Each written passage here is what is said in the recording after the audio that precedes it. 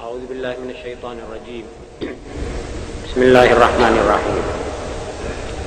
الحمد لله نحمده ونستعينه ونستهديه ونسترشده ونعوذ بالله من شرور أنفسنا ومن سيئات أعمالنا. من يهد الله فلا مضل له ومن يضلل فلا هادي له. وأشهد أن لا إله إلا الله وحده لا شريك له وأن محمدا عبده ورسوله. اللهم صل وسلم وبارك على سيدنا محمد وآل سيدنا محمد كما صليت وسلمت وباركت على سيدنا إبراهيم وعلى آل سيدنا إبراهيم في العالمين إنك حميد مجيد. أما بعد، فإن أصدق الحديث كتاب الله، وخير الهدي هدي سيدنا محمد صلى الله عليه وآله وسلم، وأن شر الأمور محدثاتها، كل محدثة بدعة، كل بدعة ضلالة، وكل ضلالة في النار. معاشر المسلمين رحمكم الله، السلام عليكم ورحمة الله وبركاته.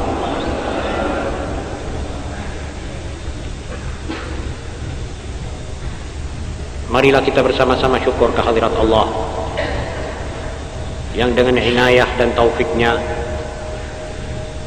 dan barakah daripada usaha saudara-saudara, maka pengajian yang selama ini terhenti di jami' dapat kita mulai lagi bersama. Marilah kita bersyukur karena tidak kurang-kurangnya taufik dan inayah itu menghampiri kita. Semoga kita dapat memanfaatkan setiap detik yang diberikan oleh Allah kepada kita untuk sekedar menjarak rahmatnya dan memancing-mancing ridha-Nya. Semoga kita punya kehidupan ini diberi oleh Allah Subhanahu wa taala barakah di dunia sampai ke akhirat. Saya tidak lupa mengucapkan terima kasih saya pada saudara-saudara pemuda masyarakat Bangil khususnya atas desakan yang bertubi-tubi kepada saya agar pengajian ini dimulai dan usaha saudara yang tekun dan sabar sehingga Allah dengan rahmatnya menakdirkan kita mulai bertemu lagi di jami' ini pada malam 10 Muharram sebagaimana yang kita hidupi sekarang ini. Juga kepada saudara-saudara takmir yang menyetujui saran daripada para pemuda Islam di sini. Karenanya diktat malam ini sengaja saya turunkan dengan maksud mengajak saudara-saudara pemuda Islam pada khususnya merenungkan alinea per alinea, kata per kata dari diktat ini. Sebab masalahnya adalah merupakan topik masalah yang dibicarakan orang hari ini. Pemuda, akan kemana pemuda ini? Seluruh dunia Islam membicarakan persoalan seperti ini. Kalau dikatakan pemuda, tentu pemudinya juga ikut serta. Kemana barisan muda ini? Kemana arahnya? Di mana ia meletakkan dirinya dalam masyarakat yang ia hidup di tengah-tengahnya? Kebetulan ada salah seorang teman mahasiswa bernama Sujoko. Dialah yang mensinyalir adanya gejala-gejala seperti ini.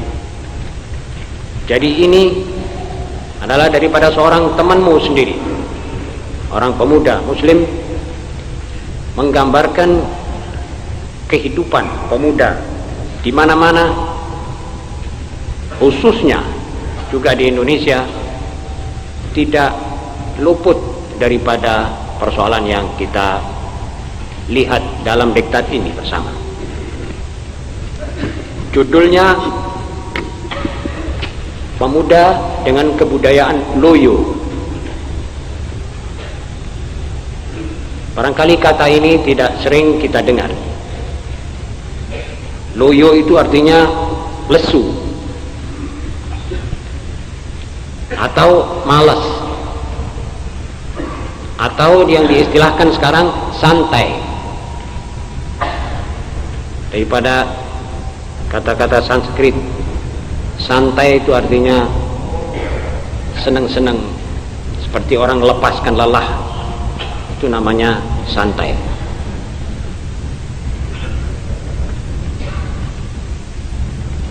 Keharusan membicarakan masalah ini sudah tidak boleh ditawar-menawar lagi,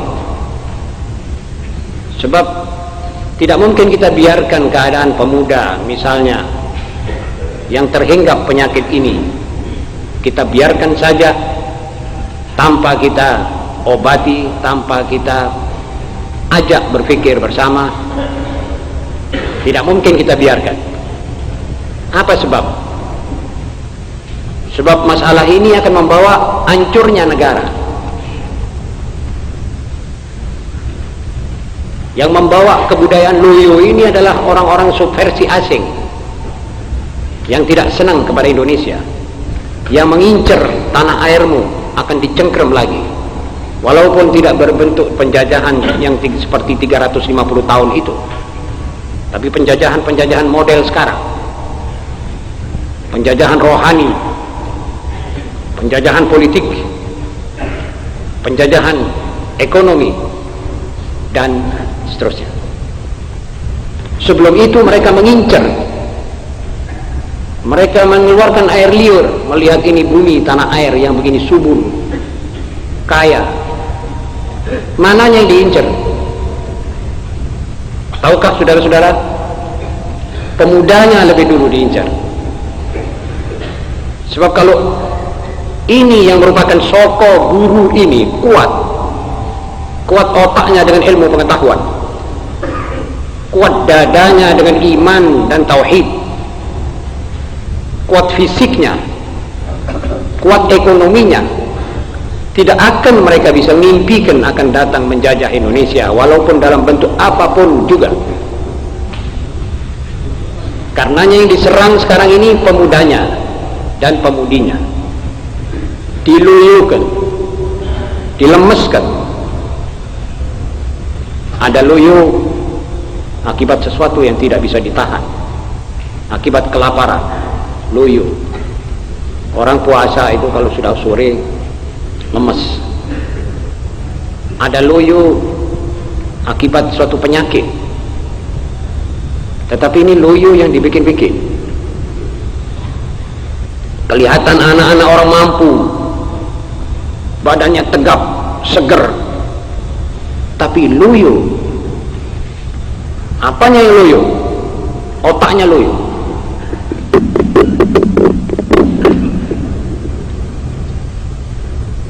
Otaknya loyo, rohnya loyo.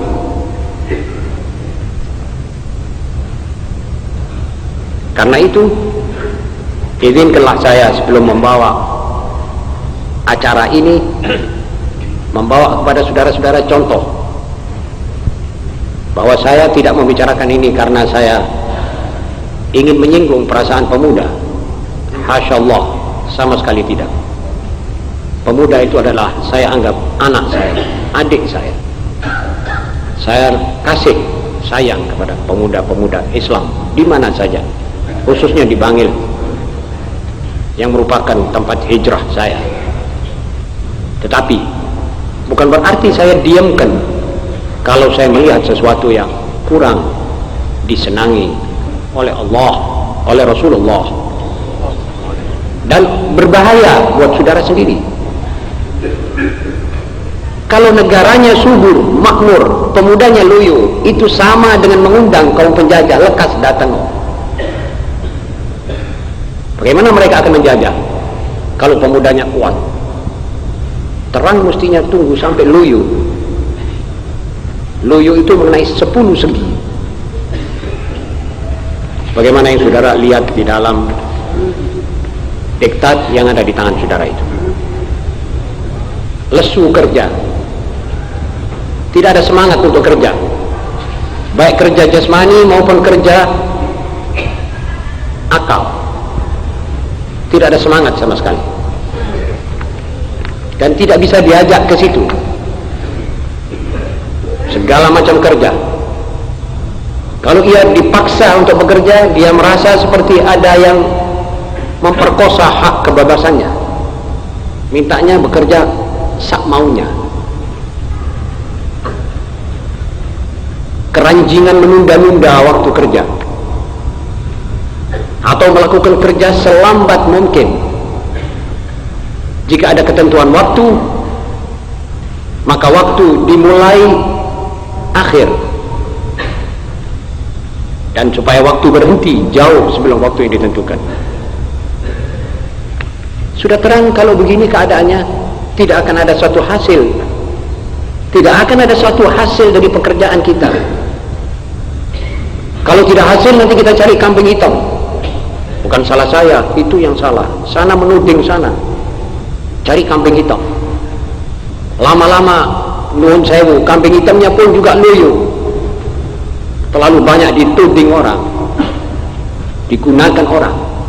Sekarang ini tidak bisa orang menyalahkan orang, sebab semuanya pada merasa tidak mau terikat dengan satu pekerjaan yang betul-betul rutin dan betul-betul menguntungkan, membawa hasil. Umat yang lain itu di dunia, katakan saja seperti Jepang. Jepang itu tidak mencapai taraf ini dalam ekonomi, melainkan setelah mereka bekerja keras. Bekerja keras tanpa ada, hampir tidak ada ganti-gantinya. Tiap rumah bekerja, tiap tangan bergerak. Maksud mereka tanah air kita supaya tidak membutuhkan orang lain. Akhirnya betul-betul tanah air mereka berdiri tegak, baru keluar sebagai tawanan perang 30 tahun atau 35 tahun dahulu. Tidak lama ini. Jerman Barat juga kalah perang, tetapi pemudanya tidak kehilangan semangat. Roh dari pemuda itu hidup, maka negaranya hidup lagi. Hidup lagi dalam arti kata yang sepenuhnya, kecuali bidang agama saya tidak bicara, sebab mereka itu negeri-negeri yang tidak banyak membicarakan tentang agama. Bayangkan kalau kita punya pemuda dengan agamanya, mempunyai semangat seperti mereka, nafsu kerja seperti mereka, bagaimana keadaan bumi dan tanah air kita ini? Jepang itu negerinya tidak ada besi, tidak ada baja, mengimpor, tapi mereka bisa hebat dalam pengolahan baja dengan industri-industri dapur tinggi. Akhirnya mereka sekarang mengalahkan sampai Amerika. Sampai Amerika mengatakan, kamu harus membatasi kamu punya produksi, sebab kami punya pasar di sini dibanjiri oleh barang-barangmu, wahai Jepang. Sampai begitu. Tapi mereka tidak ada satu manusia lesu kerja, itu tidak ada. Bekerja. Dan syarat pemuda itu menurut kata siapa saja, dari mulai Imam Ghazali sampai ahli tasawuf seluruhnya, sampai ulama, ahli pendidik semuanya mengatakan pemuda harus jauh daripada nganggur. Hati-hati ada pemuda nganggur, sebab keremajaan plus nganggur plus ada pegang duit, ini sama dengan rusak pikirannya, rusak badannya, rusak akalnya, dan mati jiwanya. Jadi pemuda tidak boleh nganggur, dia harus bekerja, cari pekerjaan. Sekarang ini pekerjaanmu adalah mengisi otakmu dengan ilmu pengetahuan. Pengetahuan apa saja, baik di bidang eksakta, di bidang agama, di bidang apa saja, carilah pengetahuan itu. Jangan diam, jangan mempunyai waktu nganggur sama sekali. Pengangguran adalah sama dengan fasad.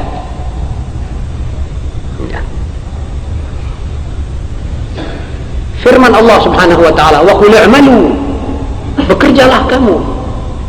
"Fasayarallahu 'amalakum wa rasuluh." Ya. Allah memerintahkan kita bekerja. Supaya apa? Supaya nanti kita lihat sendiri hasil pekerjaan. Allah melihatnya, Nabi Muhammad SAW melihatnya, dan kamu sendiri akan merasakan hasil pekerjaanmu. Tapi kalau kita dalam keadaan santai, atau dengan kata kita enak-enakan, mau tunggu hasil bagaimana? Apakah bisa manusia hidup selama hidupnya dengan utang? Jangankan satu negara besar seperti Indonesia, rumah tangga saudara sendiri, apa mungkin saudara bisa hidup 15 tahun dalam rumah tangga dan tiap tahun utang? Bagaimana rasa saudara sendiri?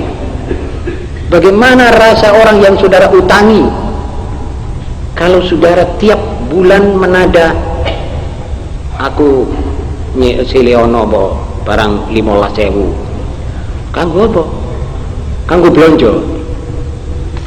Bagaimana rasa saudara yang menadah, dan bagaimana rasa orang yang saudara mintai saben tahun? Wahai pemuda, begitu juga negara-negara luar. Kalau kita saben hari mintai utang, orang tidak menghargai kita. Dan kalau kita terpaksa utang, maka karena kita tidak punya anak-anak yang betul-betul militan, terampil, gesit, bekerja. Wa qul i'malu fasayarallahu 'amalakum wa rasuluh. Innal ladzina amanu wa 'amilus shalihat. Tidak ada di dalam Al-Qur'an amanu melainkan ada amal wa 'amilus shalihat. Jadi rupanya syaratnya orang beriman ini amalnya baik. Kalau saudara kerja kecil-kecilan itu amal soleh, apalagi kalau sebelumnya dipasang niat bahwa saudara akan mencari rezeki ini buat membantu rumah tangga, buat membantu meringankan beban kedua orang tua, dan seterusnya dan seterusnya. Itu namanya amal soleh, itu ibadah. Jadi pencarian saudara ibadah.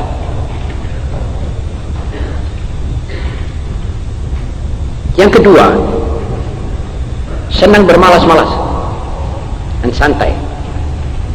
Rupanya orang sekarang rodok cerdas. Dari banyaknya kaum pemalas, sampai kamus Indonesia ini akan dibuang kata malas diganti santai. Jadi menghalalkan pengangguran, tidak bekerja. Ini kecerdasan orang-orang subversi asing dalam meluyukan pemuda kita ini. Ini mereka lihai dan cerdas.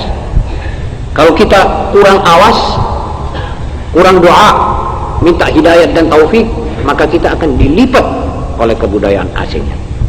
Jahat.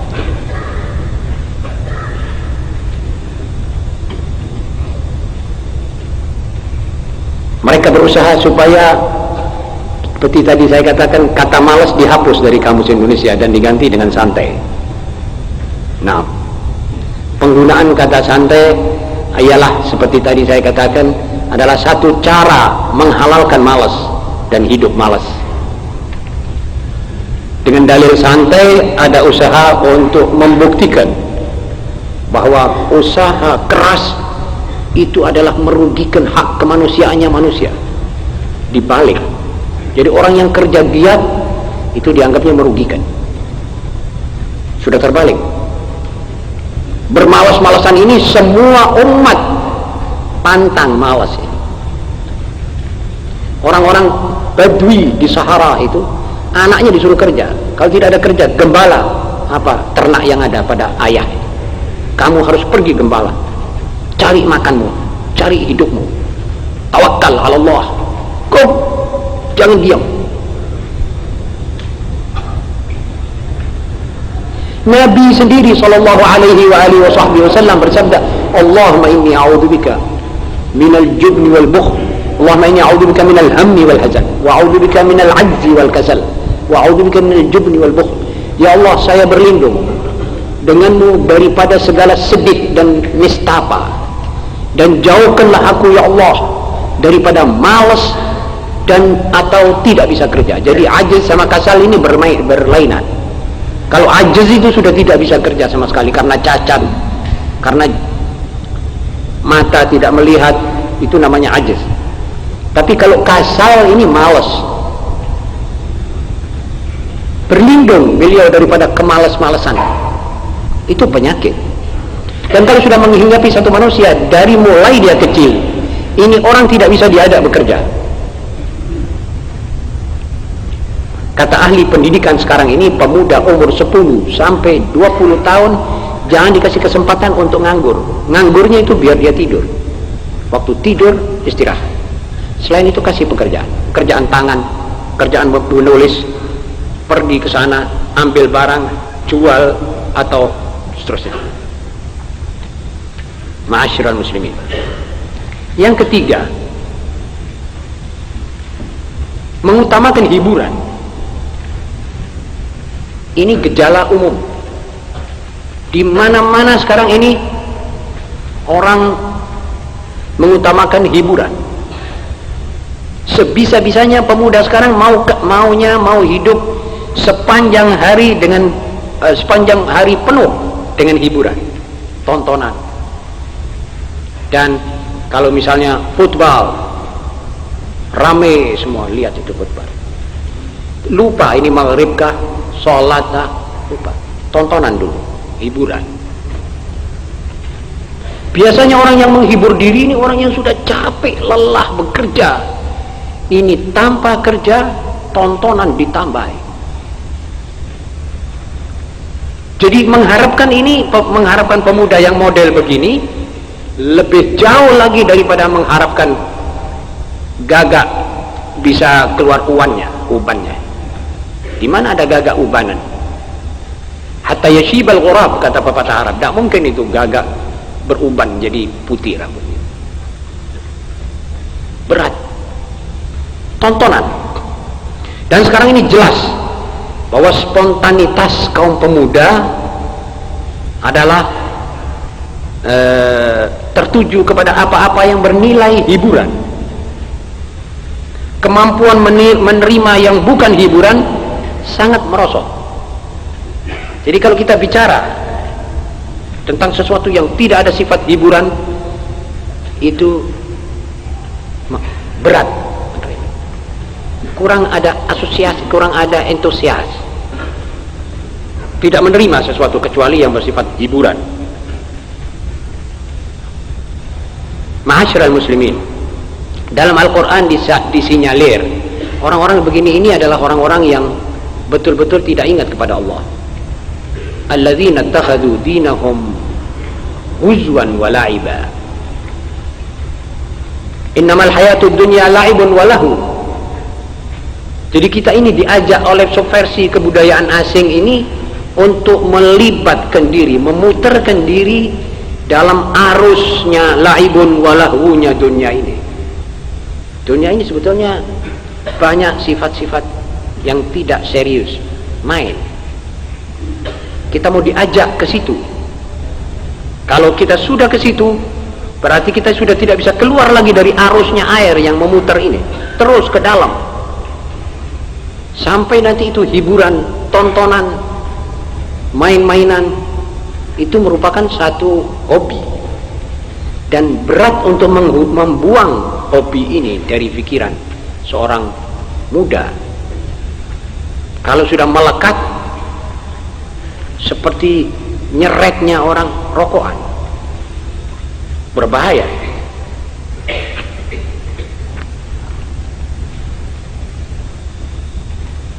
Ma'asyiral muslimin, keempat ciri bersemangat bangsawan. Ketiga ciri ketiga ciri di atas bersumber jiwa kebangsawanan. Ini bangsawan ini maksudnya seperti orang-orang tuan-tuan tanah, kaum feodal zaman-zaman 150 tahun dulu. Ini mereka senang kalau sudah melihat kebunnya atau sawahnya atau apa sudah, dia pergi nonton, menghiburkan. Ini salah satu daripada ciri orang-orang bangsawan di barat yang tidak ada agamanya, tidak ada moralnya, tidak ada pikirannya sama sekali. Dan sekarang banyak yang memikirkan bagaimana dia mencapai puncak kebangsawanan yang tertinggi. Ini dia mempunyai jabatan tinggi dan cara-cara bangsawan, rakyat dan sebayanya itu sudah tidak dilihat lagi. Jadi masyarakat yang kita hidup di tengah-tengah mereka ini kita tidak pedulikan lagi. Padahal tidak begitu ajaran Islam. Islam mengajarkan kalau ada satu orang meninggal karena kelaparan di satu kampung, katakan saja di Kersian atau di Kauman, ada seorang manusia mati kelaparan, maka seluruh orang Kersian atau orang Kauman ini dipertanggungjawabkan hari kiamat oleh Allah Subhanahu wa taala. Kenapa kamu tidak tolak-toleh sampai di tengah-tengah kampungmu ada orang mati kelaparan, ada orang kekurangan, kamu tinggalkan, tidak ada orang nyopo dia. Hari kiamat semuanya ini memikul darahnya orang yang mati ini akan mendapatkan hisab.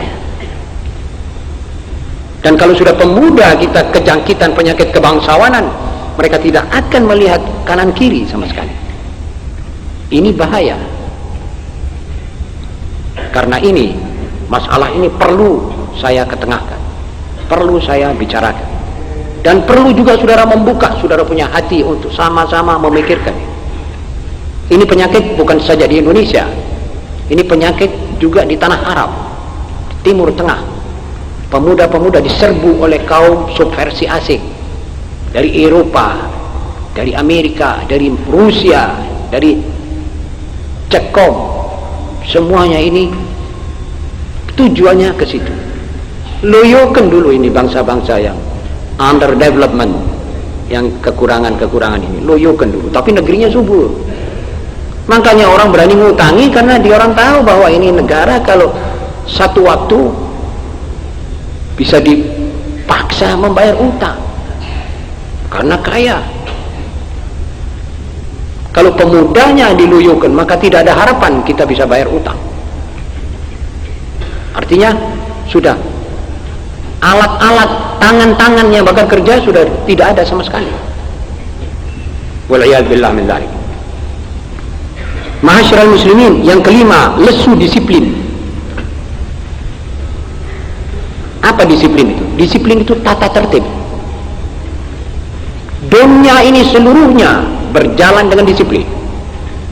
Tidak ada sesuatu yang jalan tidak pakai disiplin dan totoan dan tata aturan. Matahari detik per detik dia jalan menurut disiplin, sehingga tidak bisa salah. Saudara bisa lihat dengan detik per detik. Terbenamnya matahari itu cocok menurut detikan jam yang ada di tangan saudara. La syamsu yanbaghi laha an tudrikal qamar wa lal lailu sabiqun nahar wa kullun fi falakin yasbahun. Semuanya berjalan dengan disiplin. Aliran listrik negatif dengan positifnya berjalan menurut totoan dan aturannya Allah Subhanahu wa taala. Disiplin. Kalau dipertemukan negatif dengan positif, maka dia menyala. Inilah dia. Di mana saja Anda ketemukan, dia akan menyala. Artinya dia sami'na wa ata'na. Kipas angin dia berputar satu arah. Disiplin. Semua ini dunia disiplin. Roda sepeda saudara juga berjalan dengan disiplin dan tata tertib. Sepeda motor saudara berjalan dengan disiplin. Mobil berjalan disiplin.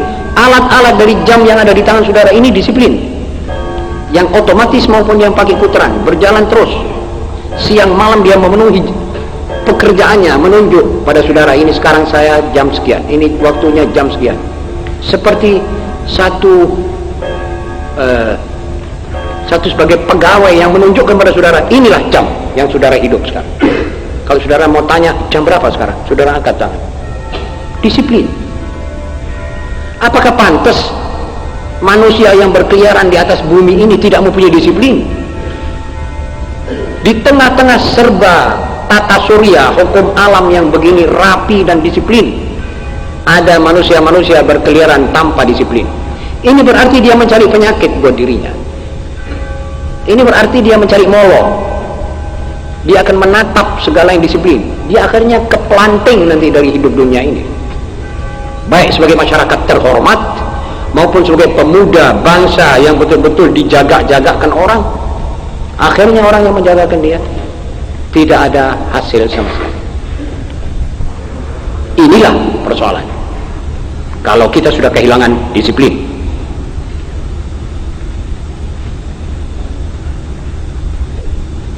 segala jenis disiplin dianggapnya belenggu.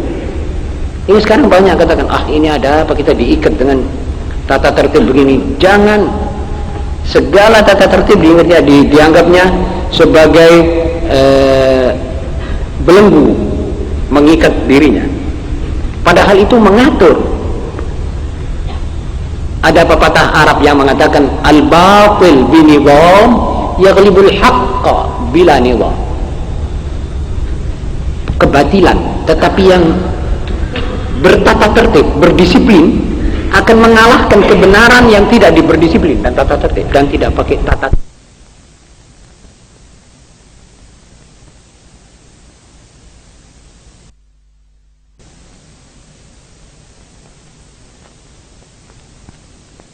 Tapi organisasinya rapi, disiplin, maka mengalahkan sebagian daripada organisasi-organisasi hak yang tanpa disiplin. Karenanya kita jangan berani hidup di dunia ini tanpa disiplin. Pertama, disiplin kita adalah dengan Allah Subhanahu wa taala. Tata harian kita, aturan harian kita. Kalau pagi harus bangun, itu disiplin. Dan tidak ada pemuda di dunia yang dilatih disiplin seperti pemuda muslim. Jam 4 kurang seperempat dia sudah mestinya jaga, mesti di kamar mandi mengambil air wudu.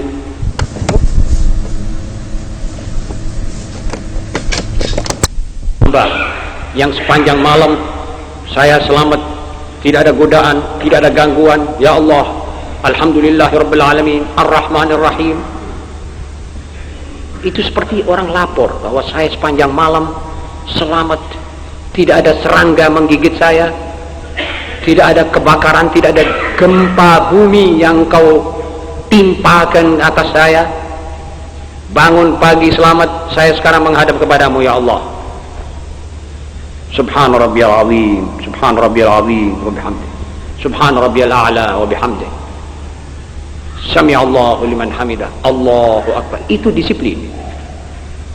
Jadi menunjukkan dia itu betul-betul menghambakan diri kepada Tuhan yang esa. Itu disiplin. Dan jamaah, disiplin terhadap orang tuamu diatur, disiplin. Harus kamu menghormat orang tuamu, tidak boleh kau melanggar perintahnya, tidak boleh kau bantah omongannya, walaupun dia kafir pun.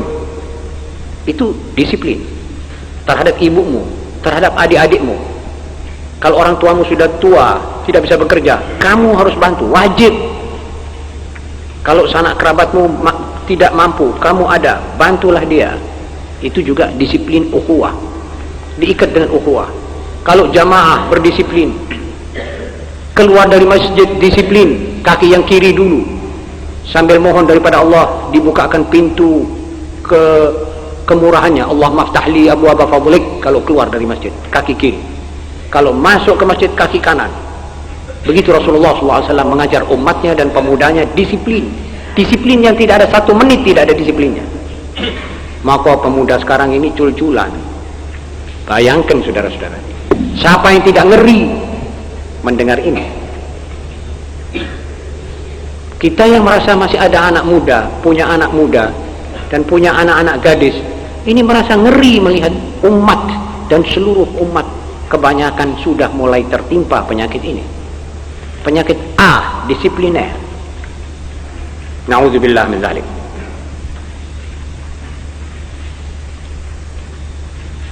Akhirnya yang keenam, loyo otak. Sudah jelas otak yang tidak pernah dipakai untuk bicara serius, untuk memikirkan yang serius, dia loyo, lesu. Akhirnya menurut kamus, maaf, itu bisa berlarut-larut sampai menjadi sontoloyo. Sontoloyo itu dalam kamus artinya dungu, bahlul. Lama itu pisau, sliper yang baik besinya, baik bajanya ini dikasih oleh Allah Ta'ala, tidak pernah kita gunakan. Akhirnya karatan tumpul, tidak bisa digunakan. Sekarang kalau saudara mengajak satu pemuda untuk bicara serius gitu, sudah mulai bawa yang enteng-enteng saja, dia tidak mau. Sudah mulai tidak kuat. Lama-lama kelamaan tidak mau bicara tentang sesuatu yang serius sama sekali. Maunya itu kalau ada yang sifatnya humor, lelucon. Kalau orang khotib saja kalau tidak pakai banyol sedikit kering saja ini. Tidak ada anunya ini, tidak ada. Jadi ngantuk dan tidak kuat. Sebab tidak biasa mendengar sesuatu itu dengan penuh konsentrasi pikiran. Sudah jelas loyo otak. Akibat daripada otak itu lama tidak digunakan untuk menghadapi sesuatu yang serius. Sangat membenci kegiatan-kegiatan otak yang mengandung sesuatu yang bermanfaat. Membatasi diri pada sesuatu yang sifatnya seperti tadi sama sekali tidak berat. Kalau bicara bagaimana kita mesti mendirikan satu sekolah, bagaimana cari nafkahnya, bagaimana cari dananya, itu sudah orang pada mulai, saya jangan dimasukkan dalam pengurusnya, takut nanti dia bagaimana nanti mencari, lala berat itu, tinggalkan sudah.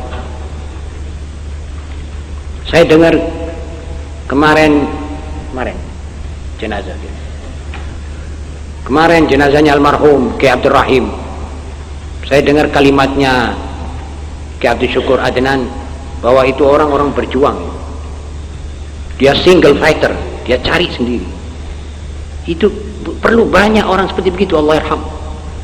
Kita sekarang sudah ditinggalkan oleh Kiai Abdul Rahim. Ya apa? Mana gantinya? Mana orang yang single fighter mencari semuanya dengan keringatnya, dengan nafkahnya sendiri? Malah Kiai Syukur bilang, saya ini masih ditinggali orang tua. Kalau Kiai Abdul Rahim tidak sama sekali. Single fighter, pejuang sendirian. Itu perlu ditiru. Satu tumbang, 5 mesti ganti atau 10 gantinya. Tapi ainan nas, mana? Siapa yang sudah mencalonkan diri untuk menggantikan tempat Kiai Abdul Rahim? Mudah-mudahan sendiri Ustaz Khairan dan saudara-saudara juga perlu menjadi penggantinya juga di bidang-bidang seperti itu. Dalam arti kata self standard, berdiri sendiri, tidak minta orang, tidak tunggu orang, tapi bekerja menggunakan otak supaya otak kita tidak lesu, nanti lama-lama tumpul. Kalau sudah tumpul seperti tadi saya katakan dalam kamus, sontoloyo, dungu, disuruh ke sana iya, disuruh ke sini iya, disuruh nonton bioskop sambil membuka mulut, kita tonton bioskop, akhirnya kita pulang kita tiru bioskop, adegannya orang ketopraan atau orang apa di dalam bioskop. Waliyadzubillah. Ini bicara begini, ini berarti kita bicara tentang hari depannya tanah air kita, saudara-saudara. Saya tidak minta saudara tersenyum apalagi ketawa, saya minta saudara bersama saya sama-sama nangis supaya kita sama-sama bisa tobat pada Allah Subhanahu wa taala.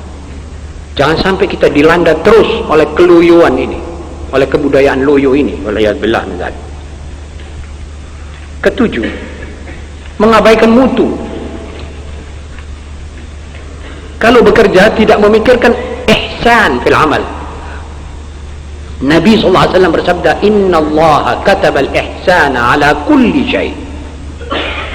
Sampai diajar kalau kamu menyembelih, biasakan dirimu menyembelih itu dengan sempurna dan baik. Pisaunya tajamkan. Ternak yang akan kamu sembelih itu kasihlah dia makan secukupnya, minum. Dan jangan pegang tempat-tempat di mana dia berasa sakit atau hidungnya. Kadang-kadang orang megang ayam itu, kepalanya ayam dipegang begini, disembelih, tidak pantas dan tidak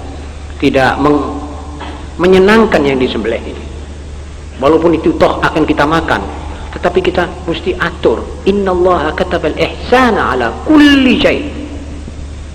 Sampai kalau nyembelih, kalau membunuh. Lah kita sekarang kalau ngepak, pak-pakan itu yang baik. Jangan talinya sampai cuma 50 meter lalu sudah buyar semua yang dipak. Innallaha katabal ihsana. Itu mesti dilatih. Itu mutu. Pertahankan mutu pekerjaanmu supaya tetap baik. Juga di samping itu amal-amal yang soleh, pertahankan mutunya, baik kuantitas maupun kualitas. Kalau ini hari saudara cuma bisa sembahyang 17 rakaat saja, saudara harus usaha tambah dengan sunat-sunat. Saudara harus bisa berusaha sholat sampai sunatnya juga cukup banyak, dan tidak sunat cepat, tetapi sunat dipertahankan mutunya,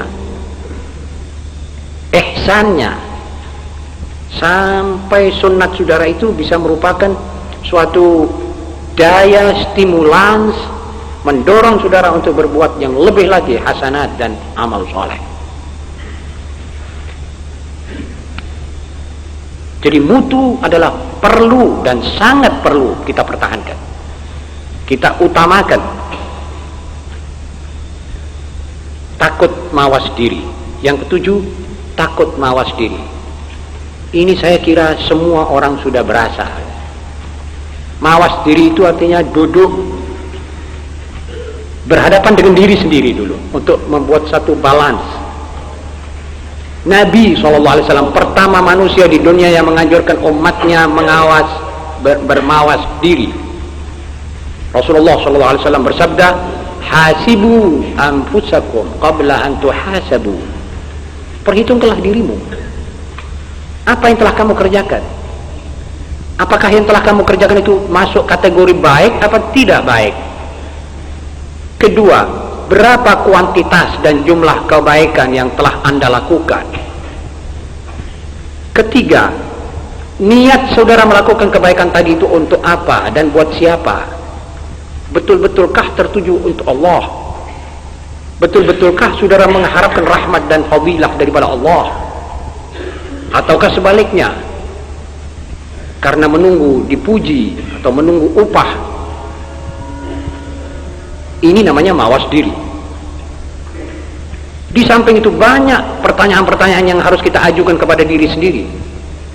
Terhadap tanah airmu, wahai pemuda, apa yang telah Anda sumbangkan? Kenapa Anda pura-pura tidak tahu bahwa Anda wajib menyumbangkan sesuatu untuk tanah air? Jangan jauh-jauh tanah air. Untuk keluarga Anda, apa yang telah pernah Anda sumbangkan? Ini duduk mawas diri namanya. Sama ijir-ijiran dengan diri sendiri. Dengan diri saudara, apa yang telah Anda sumbangkan kepada diri sendiri, saudara? Pernahkah Anda bekerja untuk menambah ilmu pengetahuan yang serius? Sehingga kalau saudara katakan, ya saya ada tambah ilmu pengetahuan, itu saya punya sumbangsih kepada diri saya sendiri. Cukup, baik, teruskan. Ini namanya mawas diri. Jangan sampai kita terhinggap penyakit takut mawas diri. Biasanya orang yang tidak bekerja paling takut mawas diri. Orang yang bersalah paling takut diajak bicara tentang sesuatu yang mengenai kesalahannya. Sebab dia tidak mau dikatakan orang engkau salah, tidak mau dikatakan orang engkau tidak berbuat apa-apa. Tapi sebenarnya dia memang betul tidak berbuat apa-apa. Jadi ini problem yang harus kita obati, kita atasi. Ini topik of the day. Ini masalah yang paling serius kita mesti bicarakan hari-hari ini. Kesembilan, hidup dangkal. Hidup dangkal artinya Sesuatu itu ditinjau dari sathiyah, dari kulitnya saja. Tidak bisa menyelami satu persoalan sampai ke akar-akarnya dan asbab musababnya. Sehingga situasi luar negeri yang berjalan itu dan ini kita tidak bisa menanggapi apa sebabnya. Dari mana kok timbul begini? Apa sebab sampai terjadi begini misalnya? Itu pemuda harus mengerti persoalan. Setidak-tidaknya harus melatih diri untuk bisa memikirkan akibat dan sebab daripada sesuatu masalah. Mengapa misalnya kalau saudara ditanya, mengapa Palestina dijajah oleh orang Yahudi? Itu mesti saudara tahu, itu akibat, bukan sebab. Sebabnya apa? Kenapa orang Arab yang jumlahnya 100 juta kalah dengan 5 juta Yahudi? Kalau saudara diajak berpikir dalam soal ini, apa bisa saudara bicara dan menjelimet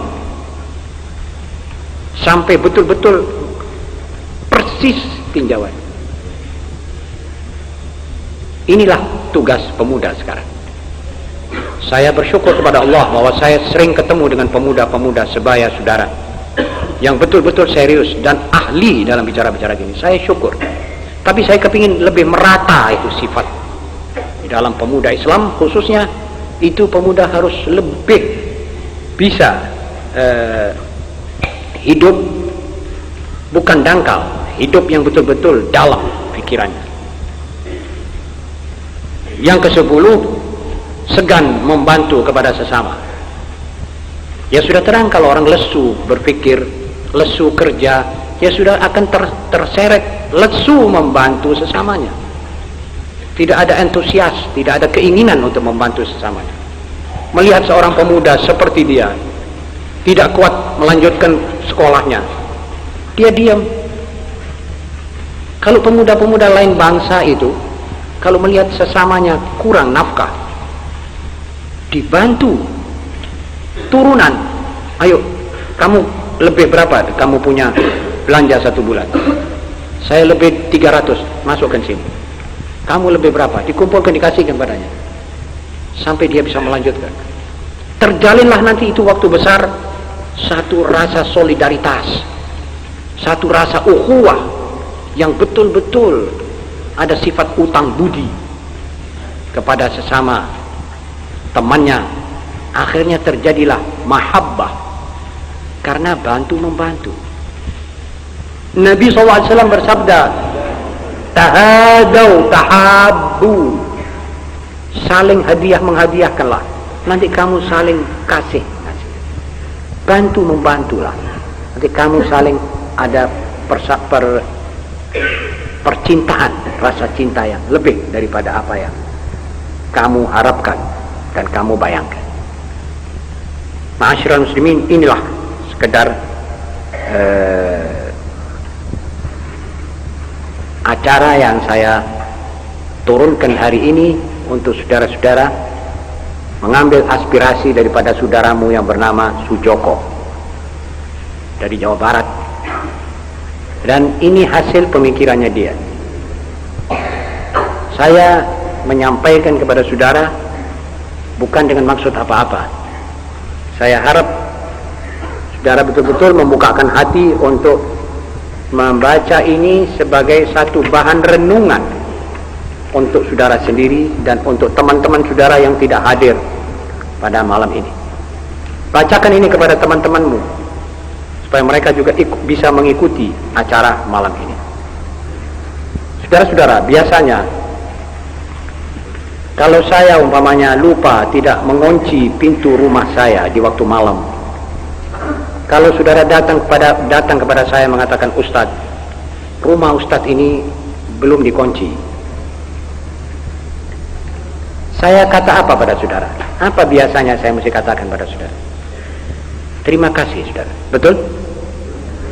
Kalau saudara tahu saya keluar dari toko saya belum kunci toko, lalu saudara bilang, Ustadz, tokonya kok belum dikunci? Oh, terima kasih. Sebab apa? Saudara membantu menjaga barang dunia saya ini tidak hilang. Padahal kalau itu barang sampai hilang, saudara diam, hilang pun saya bisa cari lagi seperti itu. Kalau saya masih ada umur, ada rezeki, itu bukan apa-apa. Tapi kalau saudara dikatakan oleh orang, saudara ini dalam keadaan salah, apa saudara mesti marah? Saudara harus katakan terima kasih. Lebih lagi, sebab salah itu kadang-kadang membawa orang kepada dosa, dan dosa kepada iqab, dan iqab kepada salah satu jannah atau nar. Lebih cepat saudara mesti katakan terima kasih. Jadi saudara jangan marah kepada saya kalau saya turunkan acara malam ini semodel ini. Ini sekedar untuk mencanangkan. Atau ini kentongan ini. Kalau zaman Jepang dulu kentongan ini. Ini namanya sesuatu yang berbahaya kalau dibiarkan. Jadi biarlah saya yang mencanangkan ini kentongan. Dan saudara harap jangan sampai ada perasaan atau pikiran lain daripada terhadap saya. Saya juga berdoa supaya saudara dan saya sama-sama diberi umur yang panjang dan barakah di dalam perjuangan menegakkan kebenaran dan menegakkan agama dan sunnah dan akhlak Rasulullah SAW. Sekian acara malam ini. Mudah-mudahan segala yang saya ketengahkan bisa dapat difahami oleh saudara, dan kalau ada acara lain saya persilakan kepada saudara acara. Astaghfiruhu min kulli dhanb innahu huwal ghafurur rahim. Ya Rabbana darabna bi annana darabna wa annana asrafna ala laba asrafna atub alayna tawbah tawsil li kulli hawbah واستر لنا العورات وآمن الروعات واغفر لوالدينا ربي ومولودينا والأهل والإخوان وسائر الخلان وكل ذي محبة أو جيرة أو صحبة والمسلمين أجمعين ربي أسمع فضلا وجودا منا لا باكتساب منا للمصطفى الرسول نحظى بكل سول صلى وسلم ربي عليه عز الحب وآله والصحب عند طش السهد الحمد لله البدء والثناء سبحانك اللهم وبحمدك.